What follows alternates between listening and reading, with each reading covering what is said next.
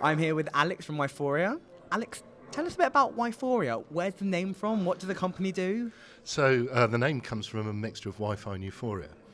We started off as a mobile agency, but as we were developing, one of our clients, Asda, said to us it would be amazing if we could recognise our customers when they come in store. So we then spent 2 years developing the platform, which became WiForia. And in effect, what we do is we piggyback on Wi-Fi networks, which are now in about 75% of retailers in the UK. And we're a service layer on top, so it allows the retailers to recognise you as a customer when you come in store.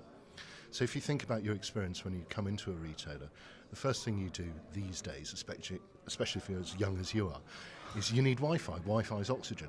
So you'll sign up to Wi-Fi, and it's a one-off process. And as part of that, there's a box you tick to allow Asda or whoever the retailer is to speak to you. Once we've got that, there are a whole range of things we can do. So we know exactly all the features of the store. So we know whether it's got parking, whether it's click and collect, whether it's 24/7. We know what the offers in that store are, and we might know stuff about you through the CRM of the retailer, through their loyalty card, etc. Which means we can then send you contextually relevant messages. And it might be offers, it might be content, it might be advertisers who want to speak to you. And the purpose is, one, to get you to put one extra item in your basket, surprise, surprise, but it's also to deliver loyalty and engagement. So for example, if we recognise you come back on a very regular basis, that might trigger a surprise and delight. So we know you like this particular product, and we'll say, hey, just help yourself to free ... And that helps the retailer manage their stock. So if they've got a lot of yogurt running out tonight, by saying, hey Dan, you're one of our favourite customers of the 20 million, help yourself to some free yogurt. Perhaps a controversial question, but why Wi-Fi rather than other location technology? I've been hearing a lot about iBeacons over the last couple of months. Why? Yes, well, I mean, iBeacons have their place in the world. We suspect that place isn't a particularly big one, and it's fading away very rapidly. But ultimately, the challenge with beacons don't have any intelligence. So all they do is they're a device which says, hello, I'm here, and I'm beacon 1, 2, 3. They just point to you. Yeah. Now, the problem is, to make a beacon work, you need an app on your handset. And retailers have been distinctly unsuccessful at getting people to download apps. So without the app, plus without Bluetooth and all the other issues, Wi-Fi is a bit of a challenge. And that's why a lot of the major retailers are now dropping their trials of beacons. However, Wi-Fi is now in somewhere between 60 to 75% of all major retailers, certainly in the UK and increasingly in Europe and in the States.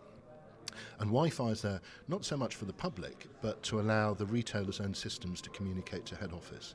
But actually making that available to the public is a negligible extra cost. So at least for the next few years, the way ahead is going to be Wi-Fi, and you don't need an app. Why did it take so long to get here? Wi-Fi is not a new concept. Wi-Fi, as far as I'm aware, has been around for many years. Why has it taken us this amount of time to get to this kind of technology? Well, ultimately, Wi-Fi has been considered to be I suppose a commodity product in a sense. It's been a necessity. But no one, bizarrely, has really thought about the layer which then turns it from being something which just allows you to surf porn or go onto Facebook. Commercialisation of Wi-Fi. Yes, exactly. So in effect, what we're doing is we are adding that capability and getting great traction and feedback from the major retailers, not just in the UK, but also in France and Germany. It's exciting. It's good times, yes. I mean, we're having good fun. People get it. And it's really nice being able to go in to see a senior person in a retailer and say, you're spending X million pounds on your Wi-Fi network.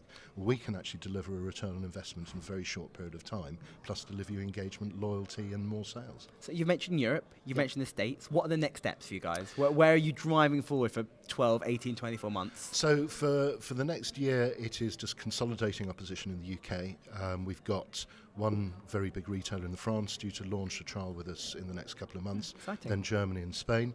We're going to start focusing on the US more aggressively towards the end of this year.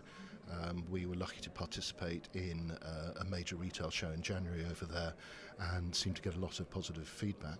And bizarrely don't seem to find much competition in the States either. So we're sort of feeling good about Open life. market for you guys?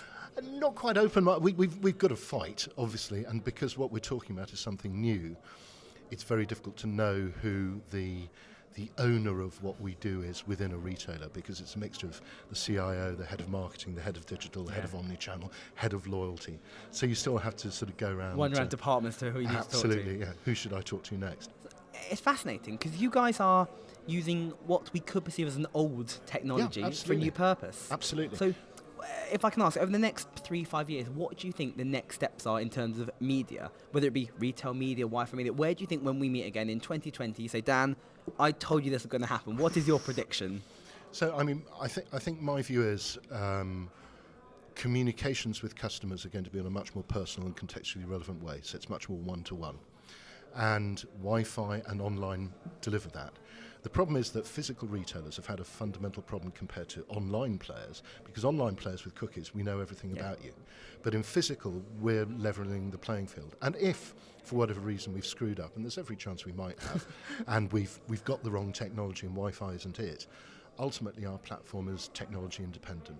So whether it's RFID, NFC, or something which hasn't even come about yet, as long as we can identify someone in a certain gentle location, data capture. we can do it. Yeah, but it's all about getting people to opt in. So we're not going to spam people. It's about economy of messaging.